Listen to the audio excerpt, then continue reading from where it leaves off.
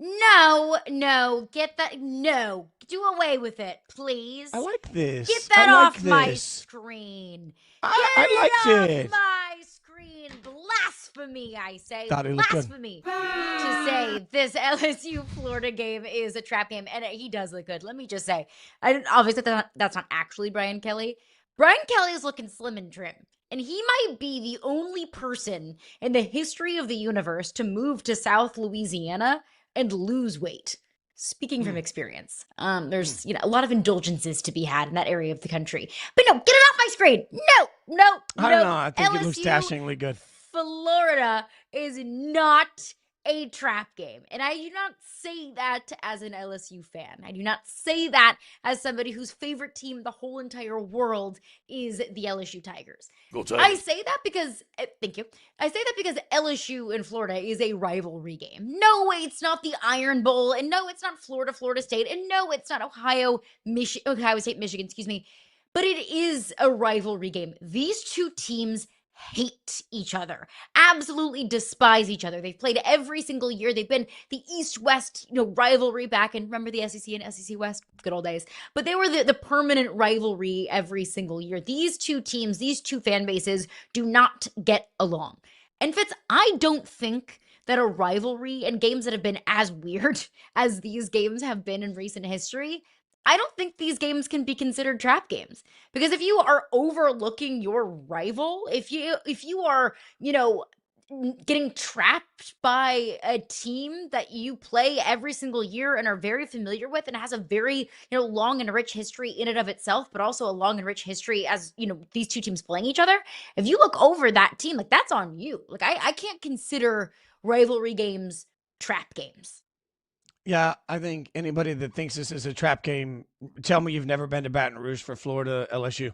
I mean, like I've been there for this matchup, and the floor in the stadium shakes. That's not an Yeah. exaggeration. Like the floor in the stadium shakes. This game means so much to the fans, to the coaches, to the players, to the culture, to the community, to everybody. It just certain games hit different. And you're right. I think Florida could have lost their first two games by a combined 352 points. And LSU would look at it and say, great, we got to beat them by 353 today. Like Yeah. I think LSU rolls in this game. I think LSU wins in this game big. And I think the Billy Napier quiet, the quiet yells become loud ones after LSU proves that they're in a completely different category. And that's a statement about LSU. It's a statement about Florida. It's a statement about focus. It's a statement about Brian Kelly. Like, I genuinely believe, not just because of our friendship, that we sit here right now going into week 3 of college football and LSU is in the national championship conversation. I think that's a fair statement to make about that team.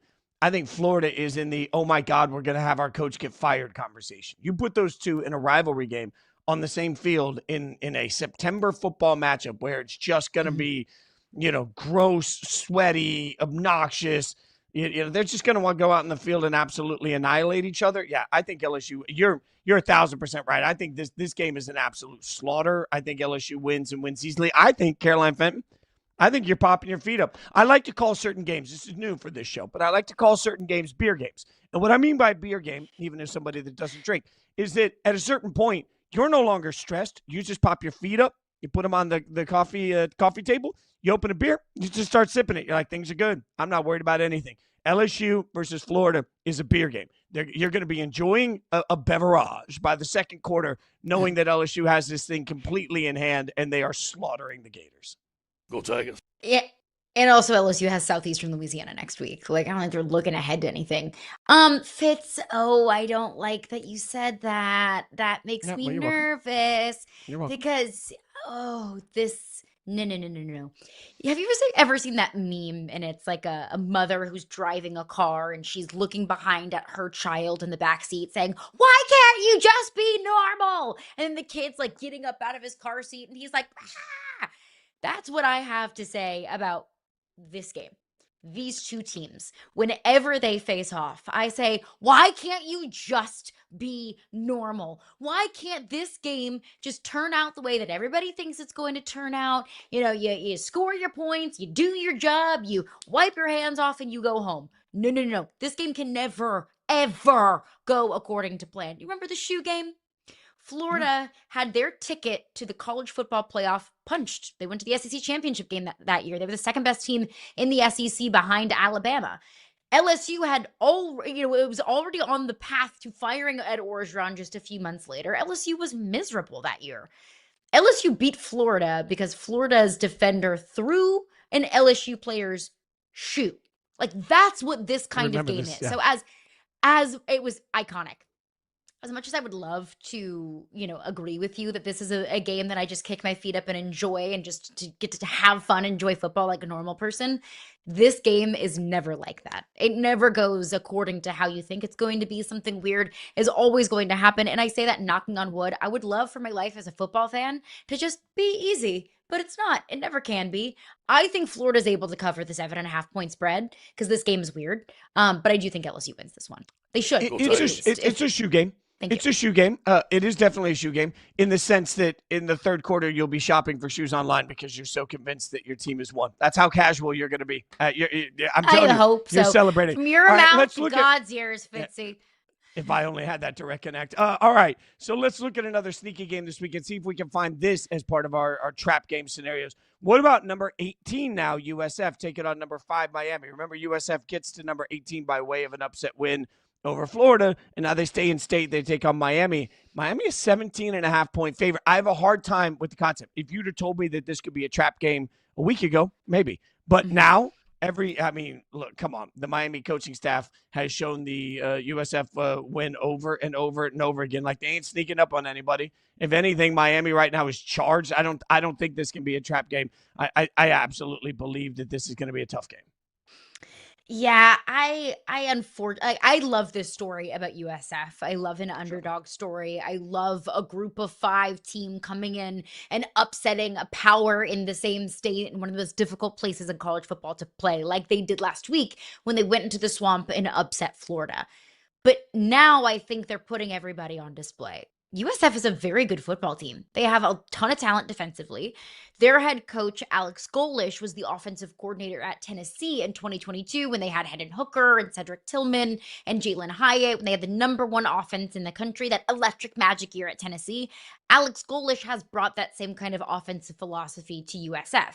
And I think that kind of, and I don't mean this in a derogatory way, I promise, but it's kind of a little bit of a gimmicky offense that works at that level of football. And clearly it worked last week against an SEC defense. So I love this story of USF. And I still think that USF, with a loss to Miami, can be the group of 5 representative in the college football playoff. I wholeheartedly believe that. I just don't think that anyone is going to overlook USF after what they did to Florida. Now, Florida made some silly mistakes in that game. Spit on a player, like a 15-yard penalty right there in an incredibly critical moment in the game. So I think Florida made a ton of mistakes. Florida, didn't make any adjustments to adjust to what USF was showing them. Whereas I think Miami's coaching staff and Miami's talent, one, they're not going to look past this team. They've shown that they're not a team that can be looked past. And I just think that there's too much talent and too much experience on this Miami team, most notably at the quarterback position.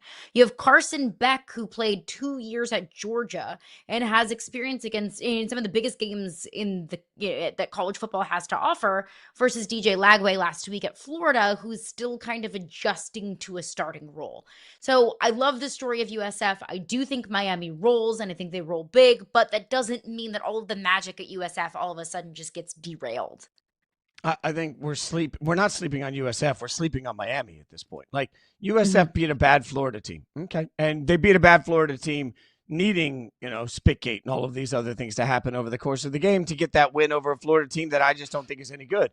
Now they're going to take on a Miami team that's incredibly good. And you're right. Like, I've had my questions about Carson Beck, but so far early in the season, looks like he's answered them. Like, Miami's getting what they paid for. And this is a Miami team that's played really, really well. I feel like, for whatever reason, we're still sort of sleeping on the Hurricanes as part of the national championship conversation.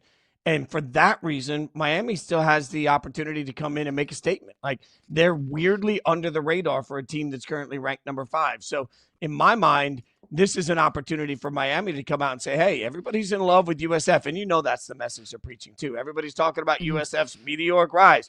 Well, let's go out and kick the snot out of them and then remind everybody that we're Miami. And I think that's exactly what's going to happen. 17.5 is a beefy number between 2 ranked teams. But frankly, I think right now USF is being overvalued and Miami's being undervalued. And then Miami turns around and hosts Florida. So another opportunity for an in-state statement kind of game. So maybe you could make this claim that it was a trap game had USF not beaten Florida. But now everyone, especially everyone in that Miami building, is on notice.